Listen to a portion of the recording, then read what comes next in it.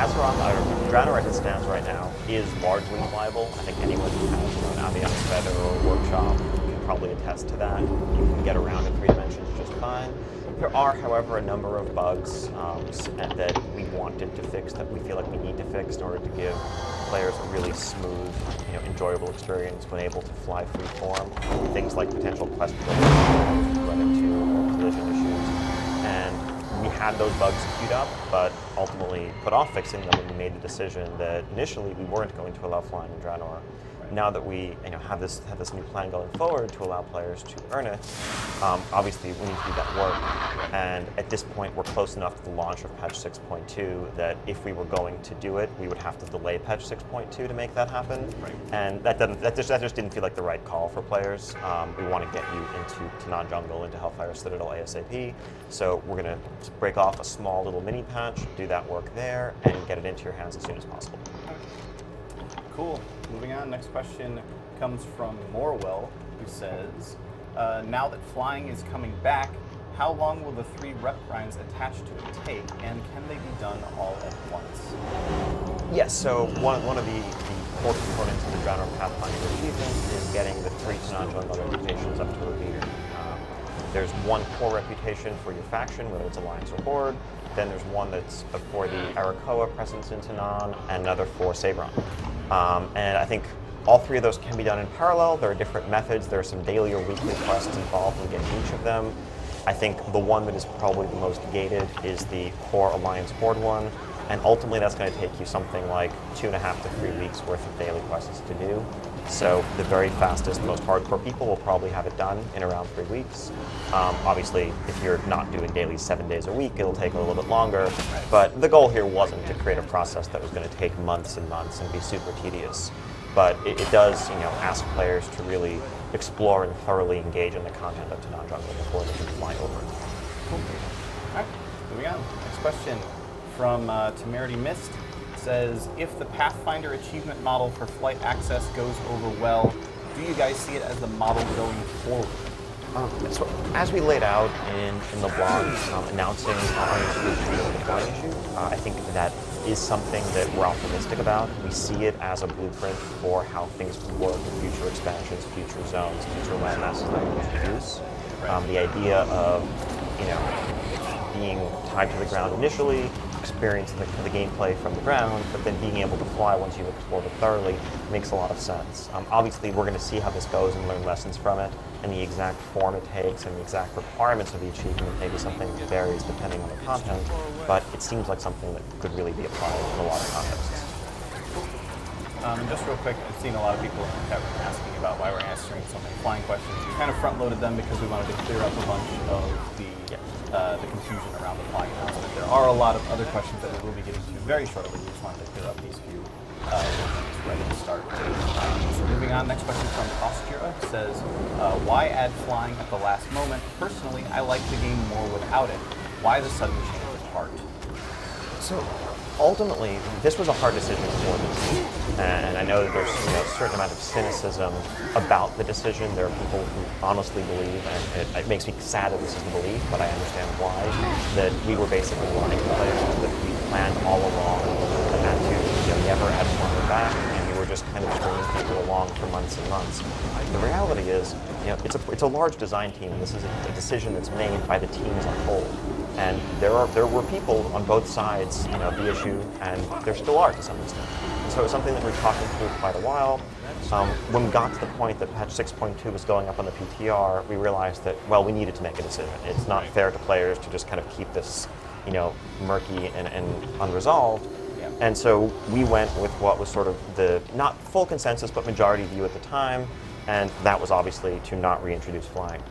But obviously there was a lot of feedback, a lot of discussion that came up in the aftermath of that announcement, and I think it's something that we heard from players, and we also heard from people within our own team, that the word never is a very powerful word, and that once it was out there, a lot of people who were actually totally fine, being on the ground and exploring Draenor on the ground full time, started to think about, wow, I'm never going to get to use that Mimron's head that I ran Ulduar for 2 years to get. I'm never really going to get to use Ashes of Valar in a way that doesn't look strange, hovering across the ground. And it felt like we were taking something very valuable away from players, and that really made us re-examine our decision. And we were really happy and satisfied with the compromise we came up with and the way it's been received. Yeah, there's definitely a very big difference between no flying in Draenor and no flying ever. Exactly. So, and also, just as a side note based on something you said just there, you sort of mentioned that we were kind of a little murky on our communications around it for a while. That's definitely something that we have recognized as an issue. Yeah. We're going to try to do better about it. And part of, it was frustrating from my perspective, just as an individual. And obviously, I was involved in the interview where that news first broke, and the fact that there wasn't more communication or more immediate response isn't because we weren't listening or because we didn't care. It's because we were talking intently amongst ourselves about this issue. Yeah. And it really wasn't my place or any one individual's place to speak on behalf of a group of people while the issue was unresolved.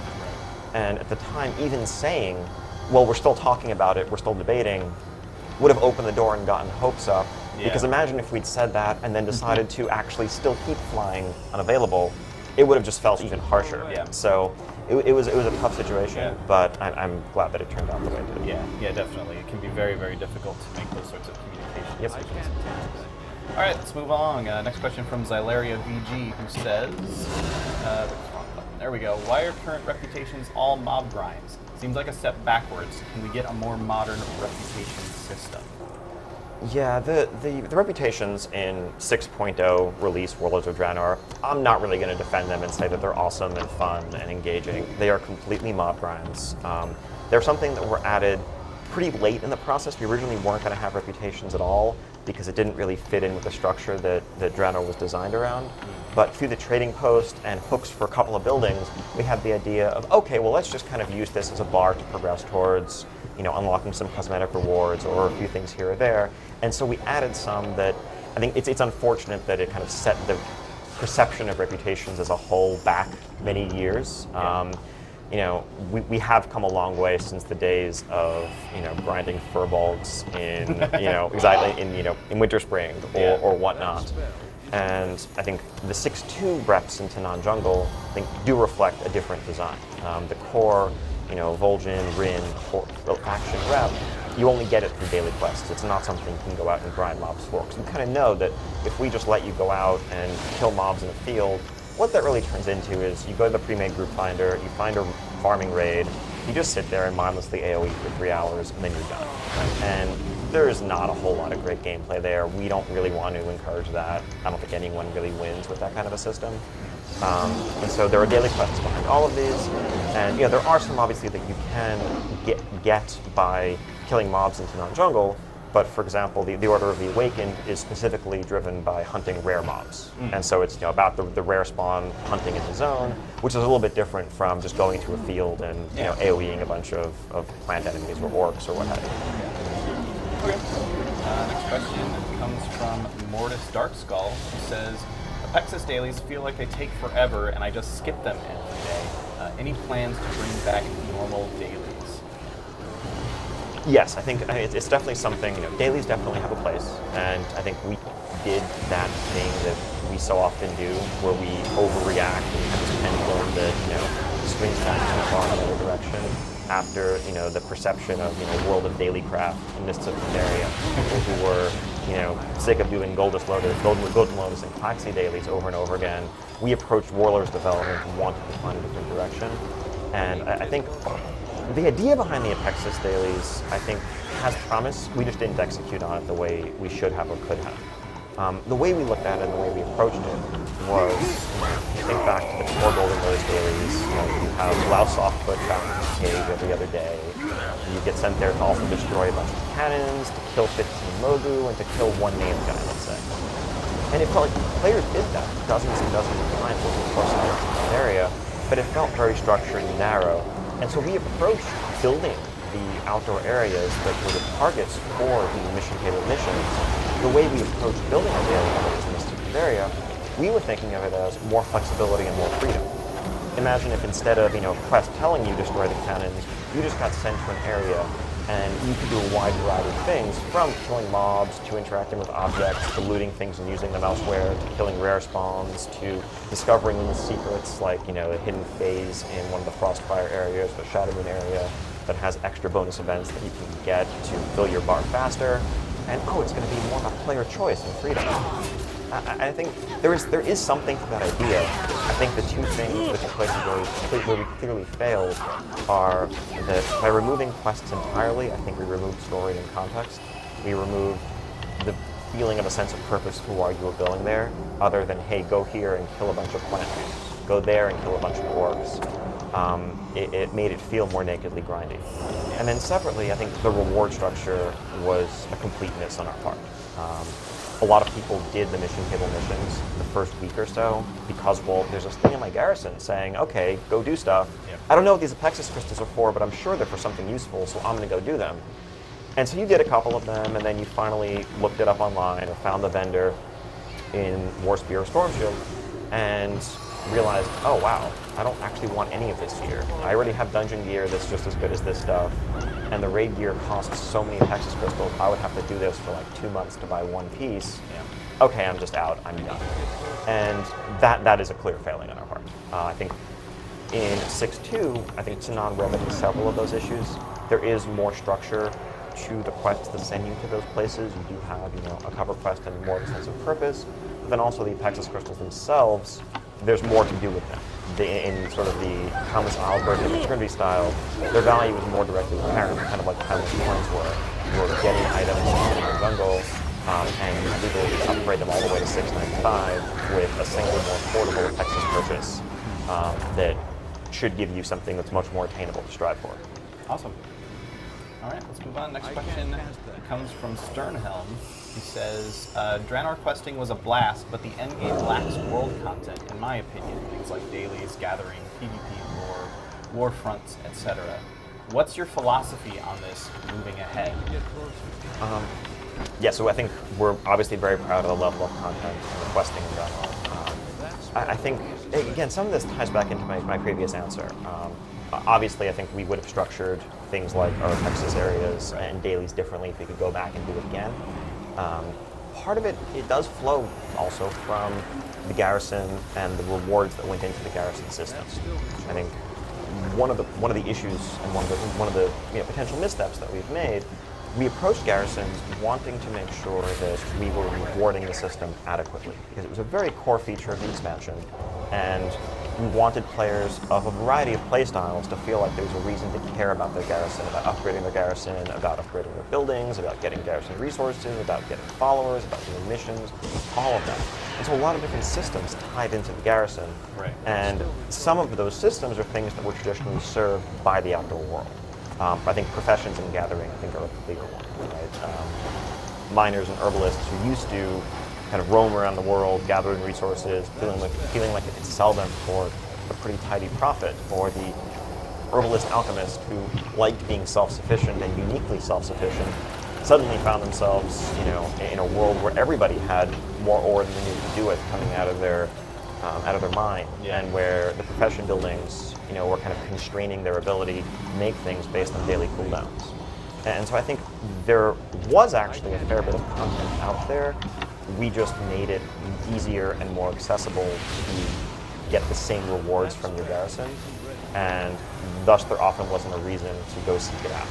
So I think our philosophy on that is outdoor world content is crucial, it's critical, it is tremendously important to World of Warcraft and any MMO. I think it's the core of a massively multiplayer online world. And I think to the extent that we have neglected it somewhat, that's something that we see as a failing creative. Okay. Sounds good. Moving on. Next question from Manic Muffin. Says, I feel Warlords of Draenor has been geared towards the simple one-character play, and those with alts are burning out with all the upkeep. Is that by design? Obviously, a lot of that has been focused around the garrison, which you were just talking about. Exactly, as well. Right. Definitely not burning you out. Like, that is not design. And I think so. Alts and playing alts are something that has become an increasingly popular thing over the course of WoW's history, as leveling becomes a bit smoother, a bit more streamlined. Back in Vanilla Burning Crusade days, alts were relatively uncommon because it took you literally 200 plus hours to level a fresh character. Yeah. And so we recognize that tons of people there actively play multiple characters. I think where we come down on the general issue is that's awesome, but we prefer to see alts exist as to serve themselves. To have I have a healer alt because I always wanted to heal and I play a warrior, or I'm gonna roll this other class to PvP with and use that for arenas and VGs, and gear them up and have my own progression experience playing my character. That's great. Where it becomes more concerning for us is where people feel like multiple alts should exist to serve my main character, where I should have 4 or 5 garrisons and maintain all of them and do all my missions and all my work orders and all of them just to earn more gold from my main, or just to send resources and things over to my main. So we're looking into, in particular on the mission front in patch 6.2, looking into having some diminishing returns on an account-wide level for some of the gold yielding missions, things like that. I know ultimately it's a nerf. I'm not really expecting people or asking you to get excited about the fact that we're potentially nerfing the amount of gold you can get from running 7 garrisons. But the flip side is that it actually alleviates some of that pressure. Yeah. We don't want to reduce the yield and how lucrative it is for one character, but it's a problem when it just scales linearly and you're getting 6 times as much from 6 times as many characters, and you feel like you have to log on and do all these chores every night. That's not a great place for the game to be. Yeah. Yeah, definitely. I play a lot of alts, and keeping up with, I think I have 7 level 100s now, keeping up with all those garrisons does get a little bit overwhelming at times. And a lot of that is because I'm running all of them. So while I will certainly miss the amounts of gold that I can get at the moment, I think personally. Moving on, next question from Goose Comics asking, have you learned about what didn't work with garrisons and why no one leaves it? Every time I log on, all my friends are in the garrison. So we've been talking about that a little bit already. Yeah, I think a lot of this has been covered by answers to the last couple of questions. Ultimately, a lot of it has to do with the rewards. It definitely is that the garrison often is the path of least resistance to the things that you want. And while